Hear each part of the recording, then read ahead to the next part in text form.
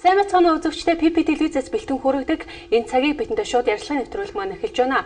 Тэгэхээр өнөөдөр студиуд маань Монгол Улсын ухааны Монокол Академи хаан ухаан танхимын гишүүн Эрдэнэ Далай мөн хаан танхимын гишүүн Бүрэг Дорж нар оролцож байна. Та бүхэнд бас энэ орой мэндийг хүргэе. За баярлалаа. Өнөөдөр юу нэ Ер зэргийн баярын мэнд хүргэе.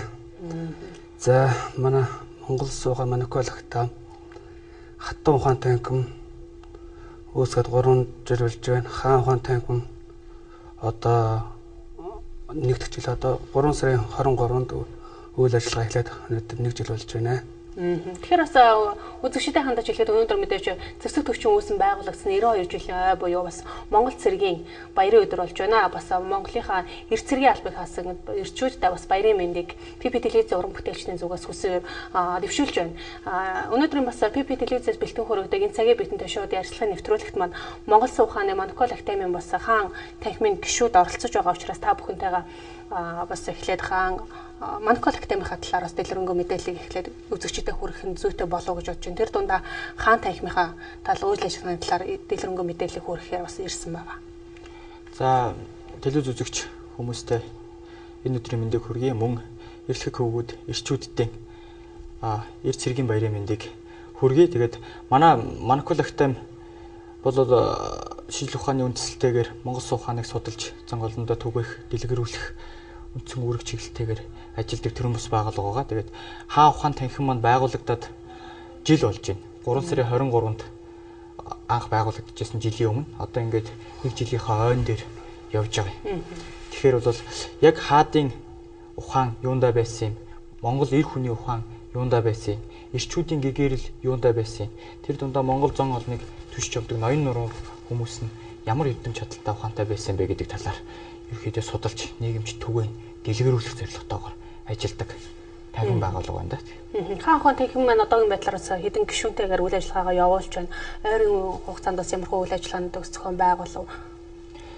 За хаан ухаан танхимын дээдлэх эр хүн гээд баримтат кино гараад вебсайт, телевизүүдээр цацагдаад эхэллээ. Одоогийн хамгийн ихний хийсэн ажил бол энэ. Манайх бол танхимынхаа хүрээнд нэг 20-од хүний бүрэлдэхүүнтэйгээр эрчүүдийн бүрэлдэхүүнтэйгээр хатуу ухаан танхимтайгаа нийлээд ингэх юм бол хатуу ухаан хан танхим гэж бас байдаг актем дээр. Хан танхимтайгаа нийлээд ингэхээр бараг 200 хүний бүрэлдэхүүнтэй. Нилээн өргөн хүрээтэй, нилээн өнөр айлбал бас болчлоо л доо нэг үе бодох юм бол тий. Тэгэхээр нэг дээдлэх эр хүн гээд одоо баримтат кино гарлаа. Мөн телевизүүдээр яг дээдлэх эр хүнийхээ чиглэлээр сургалт семинаруудыг зохион байгуулад явж байна. Мөн 3 сарын 15-нд шууд холбооны зааланд онл практикийн баг хорол боллоо. Дээдлэх эр хүн гэсэн сэдвэрээ.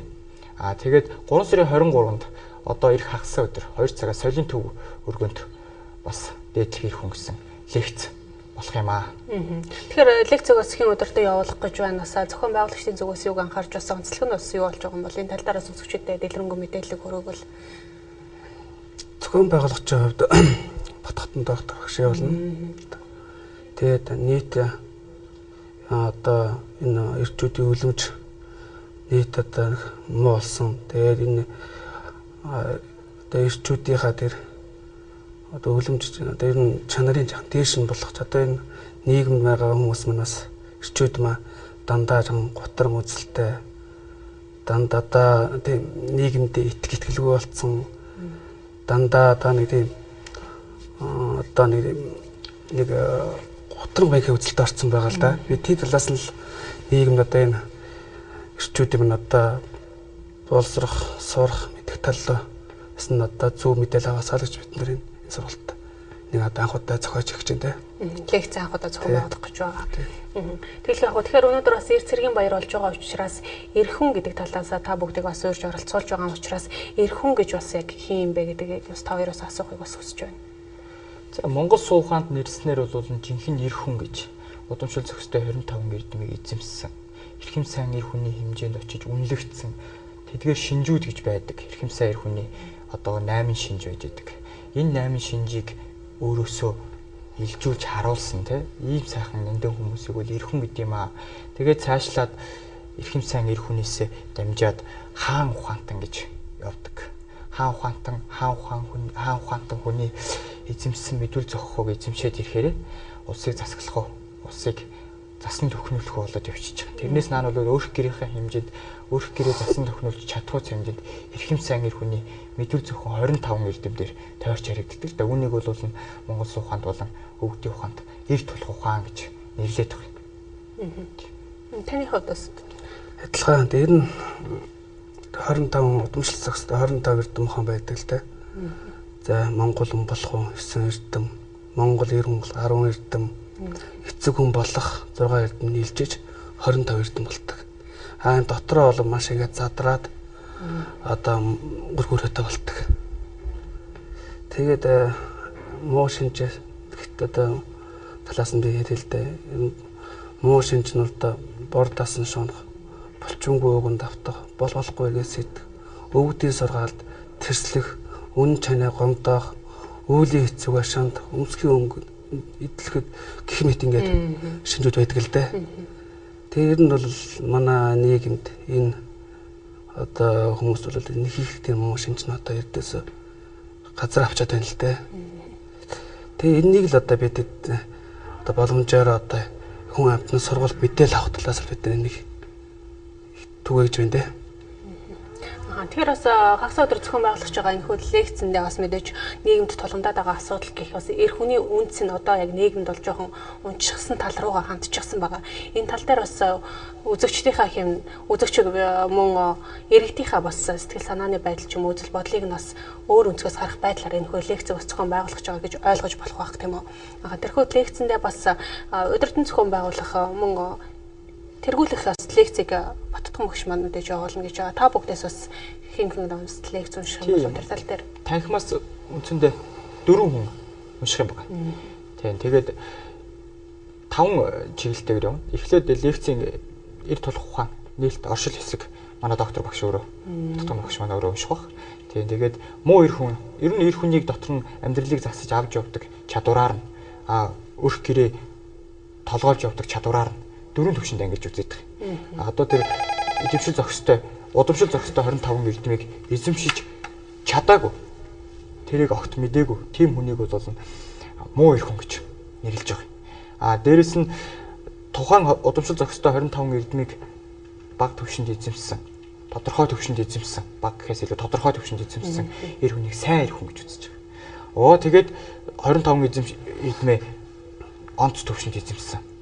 Тэр эрхэм сайн эр хүний шинжүүдийг одоо өөртөө агуулсан тэр сайхан эр хүнийг бол эрхэм сайн эр хүн гэж үзэж байгаа. Тэгээд дараагийнх нь төвшин бол хамгийн дээд төвшин хаан ухаант нэр төвшин гэж байж байгаа. Тэгэхээр бол яг энэ 4 төвшингөрөө 4 илтгэгч лекц уншаад Монгол хүн гэж дунд нь 9 эрдэм явдаг. Монгол хүнээ уншаад ингээд нийтдээ бол 5 хүний бүрэлдэхүүнтэйгээр унших. Тэгээд өмнөх оршил хэсгийг манай багш уншаад Баттган доктор маань уншаад хаан ухаантны хэсгийг яг базаж яг одоо таны сүд сайн асуултны дагуу тэр хоригл хэсэг гэж байна л да. Тэр бол хаан ухаантны хэсэг болж байгаа юм. За тэгэхээр бас нэвтрүүлэг маань шууд нэвтрүүлэг болохоор үзэгч холбогдож байна. Үзэгчтэйгээ холбогдъё. Байна уу? Байна сайн байна уу? Танд орой мэндийг хүргэе. Мөн баярын мэнд хүргэе. Баярлалаа. Таагаад чигсэн. За. Би надад санал бодож байна. За. Сэргийн ангиуд өгдөг сэргийн ангиуд тэгээд талын ахны талаар эр хүний тухайд ярьж өгвөл зүгээр юм шиг санагдав. Би өөрөө сэргийн ангиуд 3 жил хасдаг. Тэр талаар аюултай дөнгөж төлөвшөд авчирдаг.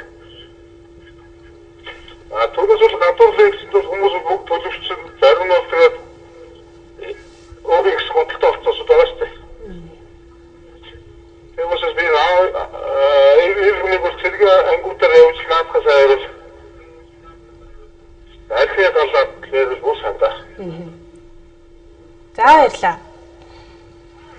Тэгэхээр бас сайхан саналыг төвшүүлж байгаа шүү. Мэдээж бас эрт цэргийн албанд бол 18 нас хүрээд бас үүргийнхаа дагуу явдаг байгаа. Тэрхүү дөнгөж төлөвшөж, бие хүн төлөвшөж эхэлж байгаа учраас тэр үед нь бас та бүгдийн хэлж байгаа суу ухааныг мөдлөө мөн эр хүн болох шинжийг нь бас сайн лекц болгон сургалт маягаар бас явуулах юм бол илүү тохиромжтой мөн цаг үе олсон юм болов гэж бодож байна. Энэ тал дээр бас та бүхэн Тэгээ ер нь бол маш сайхан санаа дэвшүүлж бидэнд хэлж байна тийм үү. Тэгэхээр манай танхим байгуулагдаад жил болж байна. Жилийнхэн хүрээнд одоо эрс цэргийнхэн баярыг тохиолдуулан энэ 3 сард хийж байгаа арга хэмжээнүүд нь дээр нэрэлсэн арга хэмжээнүүд явж байгаа. Тэгэхээр эрс цэргийн айрам дээр очиж цэргийн ангийг хувааж авч чинь цэргүүдийг хүмүүжүүлэх ч гэдэм үү, цэргүүдэд мэдээлэл хүргэх ч гэдэм үү энэ талаар ярилцсан зүйл байгаа. Бас цаашдаа ингээд ажил төлөвлөгдөөд араасаа явагдаж байна л да. Тэгэхээр бас зөвлөдөө дөнгөж 18 нас хүрж байгаа залуучууд одоо бид ч гэсэн залуу хүмүүс дөнгөж бас 18 нас үед цэрэг гэхээс илүү бас бид нар оюутнуулгаа хандсан. Оюутнууд жаах оюутны ширээнд орж ирэл ялгааг бол цэрэг шиг л орж ирж байгаа гэсэн үг шүү дээ. Ухтгын бол. Тэгэхээр энэ хоёр салбар руугаа хандсан үйл ажиллагаануудыг явуулъя гэдэг системтэйгээр үйл ажиллагаанууд төлөвлөгдөд явж байгаа тийм үү. Тэгэхээр залуу хүмүүс одоо архины талаар дурдж асууж байна л да тэр арх хэрэгжилж байна. Ахаа тэр Монгол эр хүн болох юм ёс суртахуунуудыг зааж өгөх хэрэгтэй гэдэг асууж байна. Тэгэхээр арх бол дэндүү их залуучсан шүү дээ бас. Энэ бол ялангуяа цэргийн салбарт дээрээс нь оюутны салбарт магадгүй бүр 10 жилийн боловсролын сургуулиудын хүрээнд орж ирээд бүр залуужаад ороод ирсэн байж байгаа. Тэгэхээр энэ чиглэлээр архинаас гарахын тулд бид нар архитай ноцолдуулах юм бол бас гарч нэгс ойлголт биш л дээ. Архигүйгээр амьдрдаг гарц, архигүйгээр оршин тогтнодог ёс суртахуун тэр мэдлэг оюунуудыг дээрээс нь зааж өгч ижил сая архинаас холдсон шүү дээ. Тэр утгаараа энэ бол ажлууд бол төлөвлөгдөд явж байгаа цаашдаа тийм. Нийгэмд бол нэлээд өргөн хүрээтэй хүрнэ л гэж бодож байгаа тийм. За тэгэхээр бас үзэгчд маань их холбогдож байна. Байна уу? Байна. Байна сайн байна уу тань? Байна. Байна сайн байна уу? Орой мэндийг хүргэе, мөн баярын мэндийг хүргэе. Баярлалаа. Орой мэндийг хүргэе. Эцгийн баярын хүргэе. За. Байна. Та асуух зүйлээ юм уу? Санал бодлоо солилцож болно. За, нэг эцгийн баяр болж байгаа Монголын бүхний хэлцүүлгээ эцгийн баярын мэндийг хүргэе. Баярлалаа. За. Баярын мэнд хүргэж бас холбогдож байгаа шүү байна. Хоёр ирсэн баярлалаа. байгаа учраас. За тэгэхээр бас мөн түрүүн таны хэлсэн 8 зүйл муу 8 зүйл гэж хэлж байсан. 25 зүйл лөө. Тэрэнд бор дарсанд бас шунах гэж хэлж байсан. Түрүүний бас холбогдогч маань бас мөн бор дарс боёо архийг бас чигших хэрэгтэй гэсэн асуудлыг ярьж байсан. Тэгэхээр мөн муу эрх хүн гэж бас юм бэ гэдэг тал дээр бас мэдээлэл муу бас ямар энэхүү ухаан танхимд нь бас хэрхэн сургад юм бол хэрхэн зааж өгсөн байт юм бол тэр тал дээр бас үзэгчдтэйгээ бас ярилцвал. Ерөнхийдөө Монгол суу ухаанд муу эрх хүний 8 шинж нэрлээд байгаа боловч одоо тухайн хүнээсээ шалтгаалаад тухайн хүний хүмүүжлээс шалтгаалаад ч хамгийн гол нь тийм үү өссөн орчноос шалтгаалаад тухайн хүнээс өөрөөс нь ямар ч хэмжээний муу шинжүүд илэрч явах магадлал өндөр байгаа шүү дээ одоогийн нийгэмд бол аюултай зүйлүүд бол их байна тийм үү. Түүнээс Монгол сууханд одоо яг нэрлээд байгаа 8 шинж дотор бол бор дарсан чундаг шинж гэж байж байгаа. Энэ бол одоо мэдээж нийгэмд бол бараг тахлын хэмжээнд яригдж байгаа зүйл шүү дээ. Аюулын хэмжээнд яригдж байгаа зүйл. Хоёр тэгэхээр одоо болчингүй үгэнд автдаг гэж өөрөө одоо ямар нэгэн муу юмыг дагаад явдаг өөрийн бодлого хүнийг хийдэг үйлдэл шүү дээ болчингүй үгэнд автна гэдэг чинь. Тэгээ муу мухаг сэддэг буюу болчингүй болохгүй зүйлийг сэддэг гэдэг ингээд цаашаа явдаг л та. Өвгдийн сургаалт тэрслэн гэж бол маш том санж үйдэг. Ягаад тэгэхээр өнөөгийн залуучууд өнөөгийн хүн төрөлхтөн ер нь монголчууд өвгдийнхээ сургаалыг цааш төлөхтэй болцооцсон. Өвгд эцэл яах вэ те тэнд бүдүүлэг оршин тогтнож хийсэн хүмүүсээ одоо бид бол 21-р зууны баг өнгөрсөн үе гэдэг өнгөрсөн үе гэдэг утгаараа гэдгээр хардаг болцсон тийм үү. Энэ утгаараа бол нэлийн өвгдийнхээ сургаал руу нөлөмдөг тэрийг гიშгэлдэг болцсон баг. Энэ бол бас муу хэр хүний гаргадаг шинж юм аа гэж Монгол сууханд гарч ийн л та. Дээрээс нь тэгээд эдлэхийн үнэтэд тачааддаг. Одоо бол тэгэл үнтэрийн шулан гэтдэг энэ ажлууд бол сэтгэхгүй бол нийгэмд газар автсан байж идэг. Өмсхийн өнгөнд одоо брэнд гэж гүйдэг залуу хүн бол маш олон байж идэг. За брэнд яах вэ? Брэнд жоохон хойшоо байж гэж байгаа залуу хүн одоо нийгэмд хэд бол те ингээд ярихад бол хүчнэг юм гарч ирдэг л дээ. Тэгээ чаашлаад хараалж ерөөл хэлдэг хүмүүс бол газраар нэг үе шүү дээ. Одоо тэр болдгоо хараал бэнд Орсын нэг хараалыг бол эрт хүүстэй болгон хэлчих гээд байх жишээ. Энэ бол бүгдээрээ л муу хүнээс гарч ирээд байгаа шинжүүд байхгүй тийм үү ярианд. Тэгэхээр бас таны ярианаас бодохоор одоо нийгэмд ерөн байгаа эрхэнх эрчүүд маань муу эрх хүний шинжийг агуулчихсан байна гэж хэлж болох уу? Ер нь дийлэх гэж хэлж болж байгаа тийм үү. Тэгэхээр одоо өөрийгөө шүүгээд үзэх хэрэгтэй л байгаа юм л та. Би яг энэ яриад байгаа зүйлүүдээс надад байгаа билүү? Байхгүй билүү? Зүгээр би бол яг үннийг хэлэхэд бол огт байхгүй хүнгээ гараад ирэхийг бол мэдхгүй л байна. Зүгээр тодорхой хэмжээнд бага агуулмжтай гарч ирэх үл үүсэхгүй. Тийм тодорхой хэмжээнд ямар үг гэдгээс шалтгаалаад нийгмийн айл ал давхугаас гэдэг шалтгаалаад байж байгаа байхгүй юу энэ шинжигдэж байна. За тэгэхээр үзэгчтэйгээ холбогдъё. Байна уу? Байна сайн байна. Орой мэндийг хүргэе. Баярын мэнд хүргэе. За баярлалаа. Тэгэхээр би сүүлийн үед ийм юм ажиглагдаад байгаа байхгүй юу? Манай эрэгтэйчүүдийг амуулж болохгүй. Одоо бидний эмэгтэйчүүд манай Монгол орны ноён нуруу тулгуурчлаад эрчүүдээ өвчнөд одоо Монгол улсын оршин тогтнож одоо эмэгтэйчүүд амьдарч явж байгаа. Гэхдээ сүүлийн үед манай эрэгтэйчүүдийг ийм юм ажиглагдаж байгаа байхгүй юу? Би бэлтрийн хөгжил одоо их муу болж байна. Сүүлийн энэ залуучуудыг тань хараарай. Ерөөс өөрчлөлт хөгжил байхгүй болсон. Энэ одоо хоол хүнс одоо тэжээлийн дутагдлаас болж байгаа гэж бид хөвдөө боддоггүй юу? Сайхан өндөр нуруу байхгүй боллоо. Манай Монгол эрчүүдийн өргөн чиглэл байхгүй боллоо. Тийм ээ. Бүгдээрээ нэг тийм солидац юм шиг одоо тийм тавьчихар бийтэй зарим нь одоо маах ч юм уу наадхан ч юм уу нэг бие бэлтрийн хөгжил манай эрчүүдийн бол үнэхээр одоо хоцрогдсон. Энэний талаас эрчүүдийн анхаарч хоол хүнсэндээ одоо тийм ээ. Тэжээлэг чанартай хоол хүнс идчих талаас бас анхаарч бие бэлтрээ одоо хөгжүүлэх талаас бас бодлогомор байна. За хоёрдугаар нь шүү дээ манай нэмэгтэйчүүд их жудаггүй боллаа. Нэг болохоор хужаанаар өгөөдөг, нэг болохоор салан усууд байна. Өгөөдөг тийм ээ гадаад техник их одоо эрчүүдийг шүтдэг одоо тэдний араас одоо хангилж нөхөрлж одоо ингэж явдаг. Өөрсдөө эрчүүдийг бол голдог. Нэмэрхүү шинжтэй болсон биш сүүлийн үед. Үнэхээр муухай байхгүй. Үнэхээр тусгай тогтнод одоо Монгол улсаа одоо үнэхээр тийм одоо хүн бодол гэж байх болсон шүү дээ хүнд. Эрчүүдийг ууд татах хэрэгтэй гэдэг. Доошоо уруудж яваа ч юм уу, архинд орж байгаа ч юм уу, ямар нэгэн тэр гондож яваа их хүнийг ууд нь татаад эмэгтэйчүүд бод. Дээш нь татаад амьдраач. Одоо тийхгүй. Одоо жишээ миний нэг таньдаг эмэгтэй ингэж ярьж байгаа нөхөр байхгүй. Ой, манай эрэгтэйчүүд одоо ахын соёл муутай. Хомсныхын заагаар хэрэгтэй. Готлоо тослоогүй тийм эрэгтэй хүнийг харахад би ямар сонирхол байггүй гэж хэлж байна. Тэгэхээр би зүгээр эрчүүдээр ингэж бодд юм одоо жоохон ахын соёлоо дээшлүүлчих юм одоо манай Монгол эрчүүд хааж хологдохгүй. Бид нар бүсгүүчүүд эрчүүдээ уудан татчих урж байгаа дээш нь татчих Монгол орчин оршин тогтнож хөгжин шүү.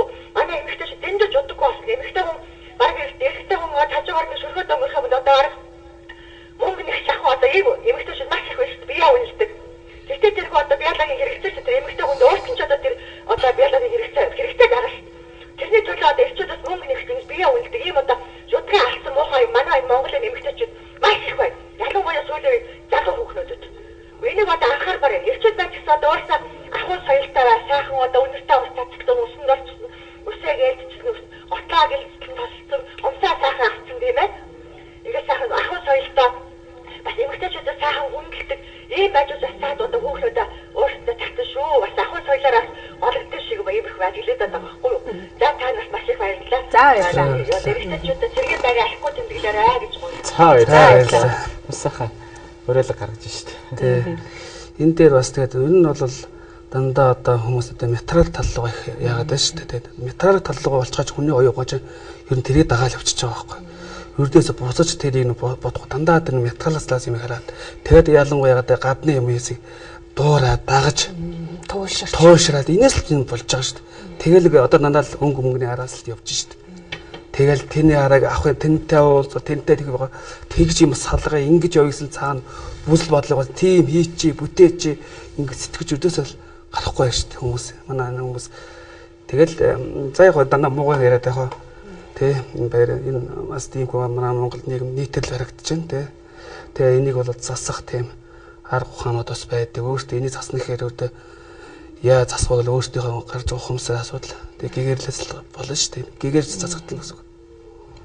Эрт дээр үед бас яагаад ийм байдал үүсээгүй байсан бол мэдээж тухайн нийгэм болоод тухайн үеийн бас байдлаас нь хамаарч байсан байх гэж бодож байна. Энэ тал дээр бас мэдээлэл үзэгчдэд хөрвөл эрт үе одоо Чингис хааны үе гэж бодлоо тийм ээ. Өв уламжлагдаж ирсэн. Тухайн нийгэм яг өнөөгийн нийгэм бас яагаад ингэж гээд байна. Энэ дээр бол жудаг гэдэг маш том юм яригдчих юм л та. Тэр үед бол хүн байж, жудагтай ир хүн байж, бүр цаашлаад эрхэм сайн ир хүмүүс байж. Тэнд чинь бол яг хүнлэг ёсны харилцаа явж исэн. Ухаарал гэгэрлийн харилцаа явж исэн. Энэ учраас цаатлаараа тэр хямартай ирчүүд нь өөртөө хямар гэдэг дээр юу агуулж явдгийг хэр тэр хүнлэг ёсоо ухаарал гэгэрэл хэрлэл авч явдаг зүйл шүү дээ. Ийм байсан учраас тэгээд тэнд өнгө мөнгө гэдэг юм дээр бол бид нар шиг одоо ингэ шүлэгдчихээгүй байсан үе. Байгаа л да одоо энэ судалгаагаар ингэ харж ирээд тавиад бид нар ингэ уншаад судлаад ингэ явж байгаа. Өнгө мөнгө гэдэг зүйл үгүй байсан. Өнгө мөнгөнд хэрвээ шундаг байсан бол би нэг жишээ хэлье л да. Манай Чингис хаан Арабын шах шиг юу бариад суучин байтгаа зүгээр алтан орд барих нэгтэй алтаар хот босгох хэмжээний хөрөнгийг хурааж чадхал байсан шүү дээ. Гэтэл бол Чингис хааны алтан орд гэж юу сонсоогүй би. Чингис хааны алтан хот гэж сонсоогүй. Тэгэхээр тэнд бол тэр өнгө мөнгөний араас хөөрчилддөг байсан хутун байгаагүй. Тэртээ тэргүй орчлын ертөнц зөв амьдрал дээр үнэн амьдрал дээр гэгэрлийн зоригдож амьдрах ёстой гэж мэдчихсэн учраас тэнд бол өнөөдрийнх шиг ингэж муу юм яригдахгүй байсан баг л да тэр үеийн нийгмийн соёл иргэншилтээр бол тийм ээ. За тэгэхээр бас үзэгчид маань холбогдож байна. Үзэгчтэйгээс холбогдоод ярилцсан зүг болов.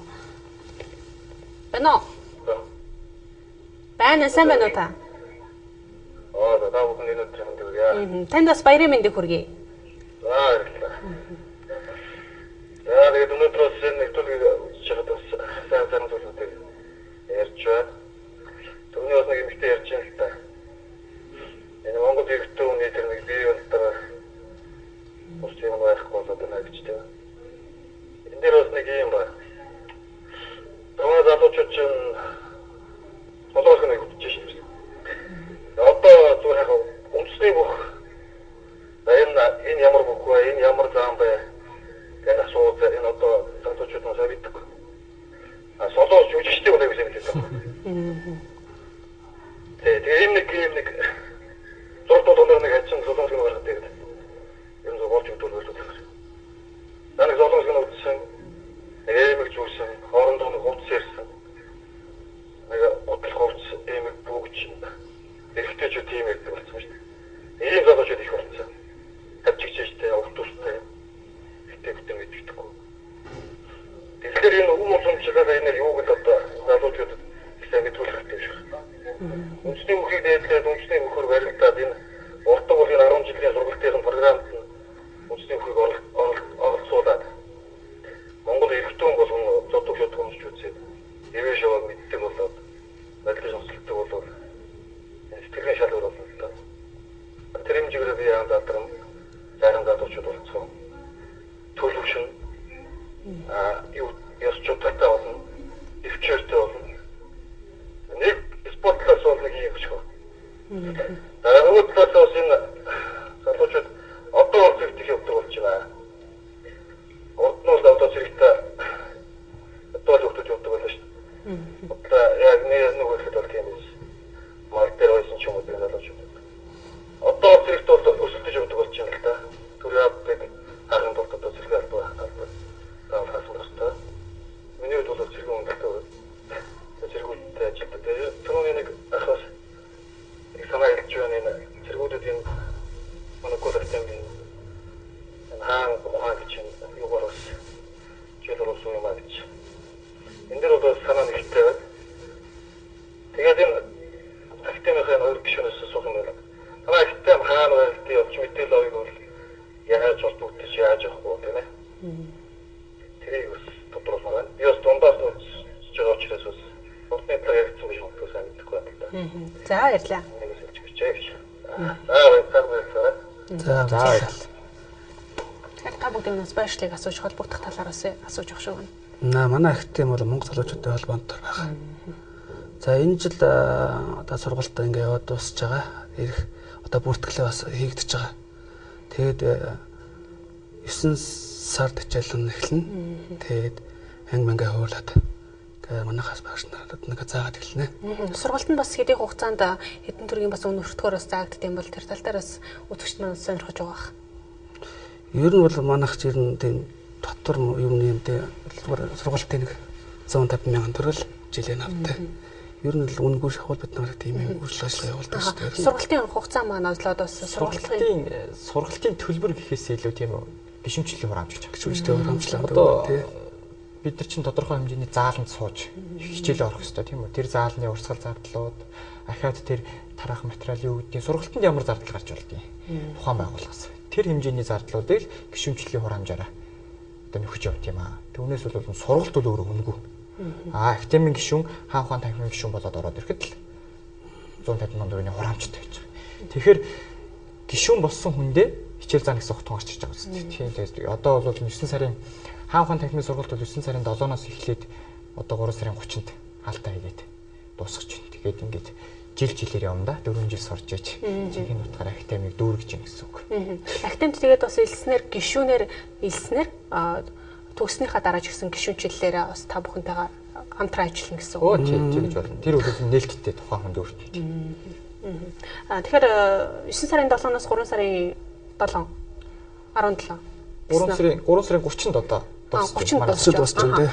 Тэр энэ хугацаанд тэгэхээр бүхий нэг курс гэсэн үг юм л да. Бүхий л хаан ухаан танхимынхаа босгчдуудыг хаан ухаан гэж юу гэдэг талаас нь бүгд ингэ орно гэсэн үг та бүгдийн бас нэвтрүүлгийн ихэнд ярьж байсан. Одоо их сургуулийн програм 1-р курстэй тийм хичээл үздэг. 2-р курстэй ийм хичээл үздэг гэж явж байгаа тийм үү. Одоо энэ жил бол манайх тийм курсээрээ үе шаттайгаар заагаад нэггүйгээр бан цонгаар нь мэдээллийг өгөх юм бол угаасаа ч сургалтын систем өөрөө яаж явдаг вэ бид бүгд мэдчихэж байгаа.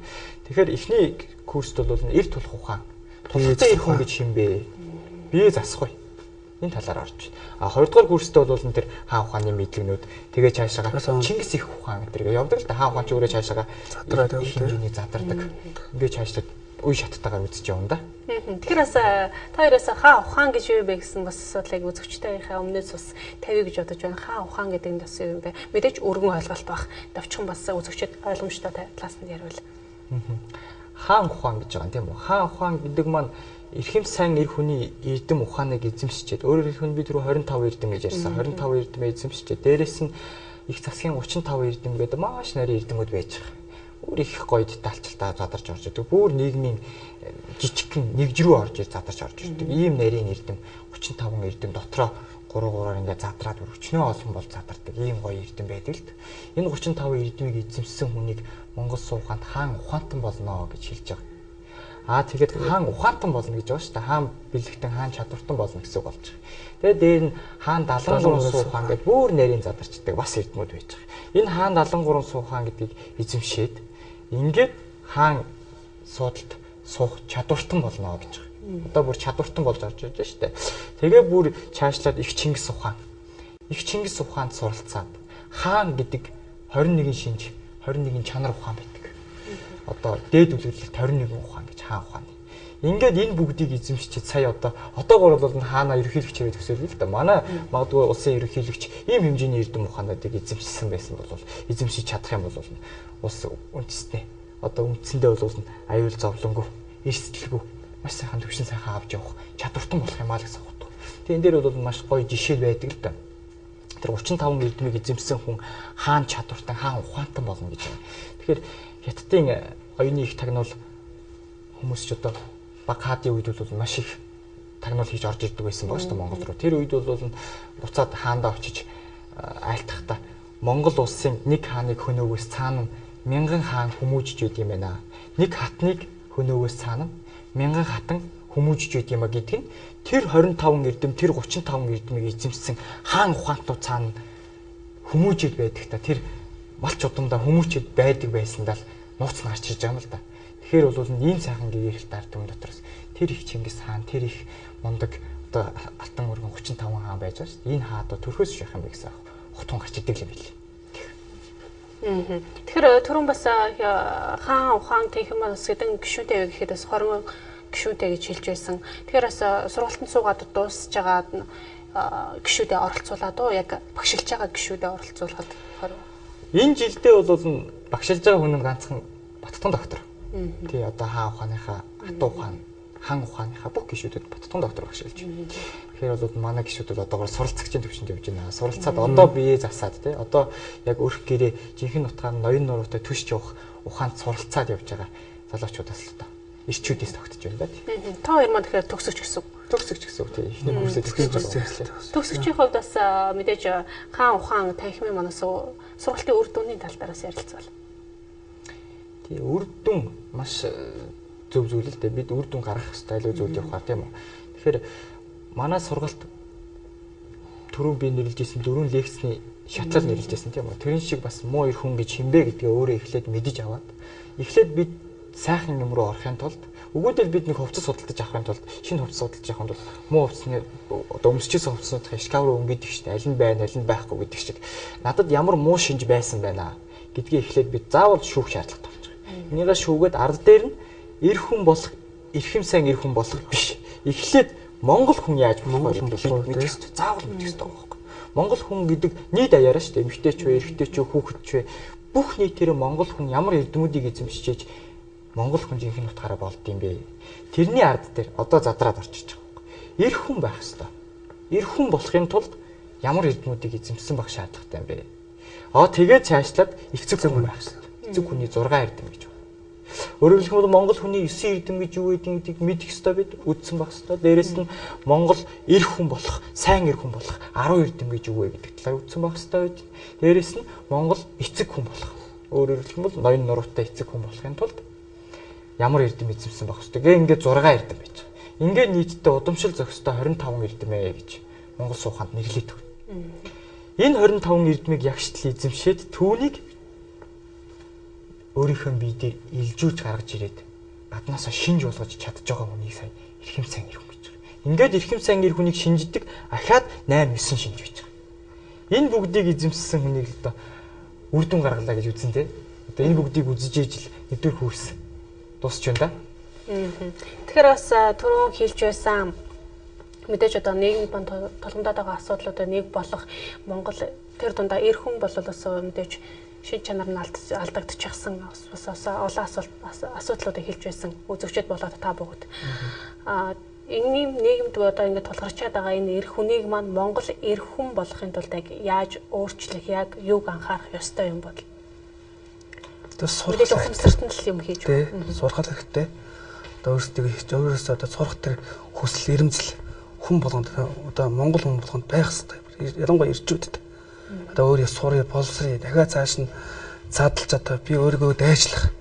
Тийм л одоо зүйл хэрэгтэй шүү дээ. За тэгэхээр бас үзэгчтэйгээ холбоотой юу?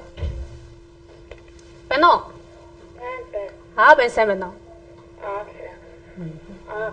Энэ талуудын мэдсэн сурсан юм аа төгөөнд дэлгэрүүлнэ гэдэг нэг асуудал ерөөсөй байхгүй байгаа шүү дээ. Мэдхгүй юм мэдхгүй асуудал одоо энэ буруу зүрх ажил хийж одоо нэг сайхан зөв хүн байх тэр мэдлэгийг ерөөсөй олж авч чадахгүй шүү дээ. Яагаад өдөр тутам энэ янз бүрийн хэрэг төв гараад байна.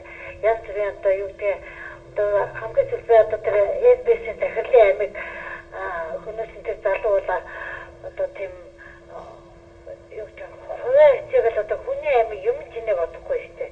Тэгээ иймэрхүү ингээл орой өдөр тийм гэнт тэргүүд гарч ийн гэж энэ өдөр тутамд энэ хүмүүсүүдийг юм сайхан 22 телевиз гараад байна одоо өдөр тутам өдөр тутамд нэг янз бүрийн одоо туслах мэдээж авсан настай хүмүүсүүд бас энэ сургалт сургалтыг мэддэг улсууд энэ насныханд замаар шүү дээ.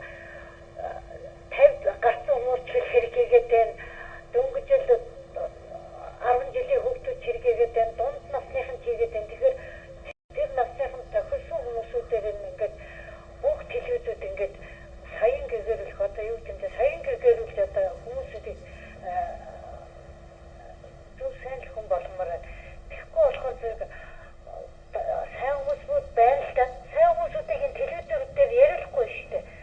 Ихэвчлэн хэрэгтэй хэрэггүй кинонууд тэр кинонууд нь дандаа шуналтай хүмүүсийг бие биенээ яаж хожиж байгаа, бие биенээ яаж алж байгааг үзүүлэх тахсан энийг нөгөө юуны учраас ойлгоогүй бүдүүлэгтэй улсууд нь тэжгэрлэл баг хэрэглэл тэр одоо юу л нэг банк дээр жийл юу яаж вэ бие бинийгээ хууч мэхэлж байна гэх телевизүүд энэ чинь юм мэдгүй шуналтай тийм кинонуудыг тэр муухай явдлуудыг их гаргаад ахаар тэр бие үнэлж байгаа хүмүүс хүнд хурд татж байгаа улсууд энэ цайлган байгаа улсууд энэ улсуудыг саян гэгэрүүлэх ажил бүх телевизүүд хийдэг одоо таалаг гэсэн мэдсэн түгээс нэгэн энхэн цагт биш өдөр тутамд энэ телевизүүдээр нэг 30 минут өдөр тутам яриад байхад эхлээд сонсон хүмүүс анзаарахгүй дахин сонсоод байхаар үгүй ийм барилт юм байж тээ ингэмээр юм байж тээ тэр чигээр одоо настай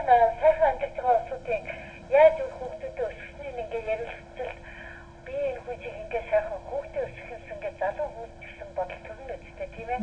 Тийм учраас танад нэвтрүүлгийн ийм сайхан нэвтрүүлэг явуулаад талхаад энийг өдөр тутамд 7 хоног тутам өдөр болгон гаргаж байгаарэ гэж хүсээд бас энэ залуучуудыг бас энэ хийж байгаа ажлаа ганцхан телевизээр биш олон телевизүүдээр бас ингээд сурталчилж яриад явахаар юм зэрэг нэг хэсэг сонсчихсан нөгөө хэсэгт баг багаар ингээд сайжлаад олон хүмүүс сайхан сонсч үлээж явдаг болно гэж бодож байна.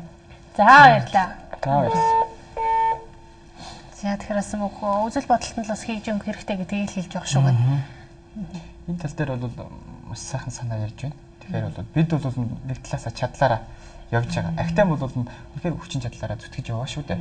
Ялангуяа манай доктор багш бол бүх хүчин чадлаараа бүх сэтгэлээрээ энэ зүйлийг түгээн дэлгэрүүлэхийн төлөө зорилго тавьж ажиллаж идэг. Бид мөн хажууд ард тал үнэн бат журамтай ард тал байхыг хичээж ажиллаж идэг л да. Тэгэхээр бас орой телевизүүдээр гарч байгаа. Зарим телевизүүдээр одоо өнөө орооноос хэд 9 цагаас соён гэгэрүүлэгч телевизээр ингээ гараад явах юм билээ дээ манай бас сургалтууд. Бидний өөрсдийн маань яг энэ хаа ухааныхаа чиглэлээр эр хүнийхээ чиглэлээр уншиж байгаа сургалтууд гэдэг. Ер нь бол бид хүчин чадлаараа сайхан ажиллаж байгаа. Тэгээ цаашаа ингээд аливаа зүйл чинь ингээд өрчүүн хүрдээ түгэн дэлгэрдэг шүү дээ. Тэр утгаараа ингээд нэг хүн сурцсан байхад өнөөдөр би тэр ярилцлагаас академик сонсоогүй хүн байж болно шүү дээ. Өнөөдөр сонсож байгаа. Тэгээ маргааш актемд очиод мэдээлэл авч байгаа. Ингээд юм гэдэг чинь удавшил зохистой юм гэдэг чинь өөрийнхөө зөнгөөр түгж идэг, дэлгэрж идэг. Тэр утгаараа бол нийгэм бол сайхан болно. Мэдээж нийгмийн томдож байгаа олон асуудлуудыг шийдвэрлэхийн эхэнд мэдээж хүм иргэд маань өөрсдөө бас эхлээд бас зөв төлөвшөж өөрсдөө зөв хүмүүжлийг олгож өөр хүүхдүүдтэй өөрөө зөв хүн байх шаардлагатай. Тийм учраас эхлээд нийгмийг биш өөрсдөөсөө бас эхлэх шаардлагатай юм болоо гэж бодож байна. Мөн удахгүйс зохион байгуулах байгаа тэрхүү сайхан лекцийн талаар бас мэдээлэл хүргээд нэвтрүүлгийн өндөрлөе гэж бодож байна. Бас нэвтрүүлгийн маань хугацаа дуусч байна. За баярлалаа. Тэгээд манай лекц 3 сарын 23-ны 14 цагт соёлын төвөргөнд одоо уншигдах байгаа.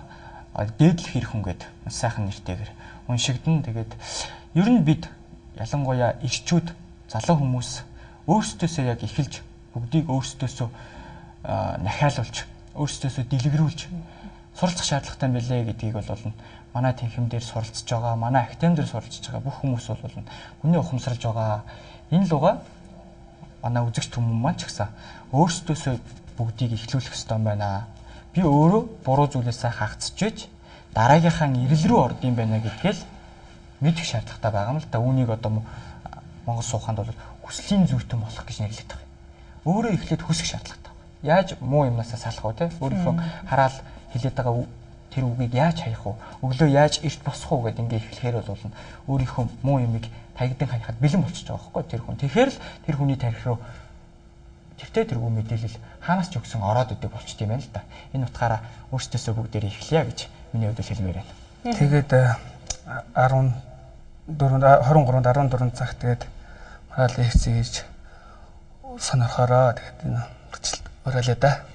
Дэлхийн хаваас үзэгч та бүхэн минаас нэвтрүүлгийг үзсэн үзэгчдэд хандаж хэлэхэд эрхэм дээдлэх хэрэг. Лекцэнд маань хүрэлцэн ирж бас өөрөөсөө бүх өөрчлөлт шинжилгээг эхлэх юмаа гэсэн сайхан бас урайлгыг дэвшүүлээд энэ лекцэнд бас хүрэлцэн ирээрэ гэдгийг бас хэлж байна. Тэгэхээр бас нэвтрүүлгийнхаа дуусгаас өмнө билетийн үнийг бас асуугаад үзэгчдэд бас мэдээлэл хүргэх гэж бодож байна. Тийм манайх бол нийгмийн төлөө үйлчилж байгаа тэр хүмүүс байгаа тийм үү. Тэгэхээр бол манай лекцэд урд нь бас 3 сарын 9-нд хатуу хаан танхимын маань гişүүд лекц уншсан шүү дээ. Үн төлбөргүй болсон. Манай 23-ны лекц ч гэсэн үн төлбөргүй байгаа.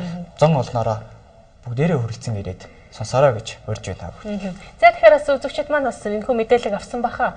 Энэ хагас өдөр буюу 3 сарын 23-ны өдөр 14 цагт соёлын төв өргөнд болох энэхүү бас лекцэнд та бүхэн өргөнөөр орчиж оролцоороо гэдгийг бас та бүхэндээ уриалж байна. Өнөөдөр энэ цагийн бидэнд шууд ярилцлагын нэвтрүүлэгт маань Монгол Улсын ухааны Манукол Академийн хаан ухаан танхимын гишүүн Эрдэнэдалай мөн гишүүн Пүрэв доржноор оролцож та бүхэндээ Монгол эрхэн гэсэн асуудлын сэдвээр бас тойрсон сайхан ярилцлагыг хүргэсэн.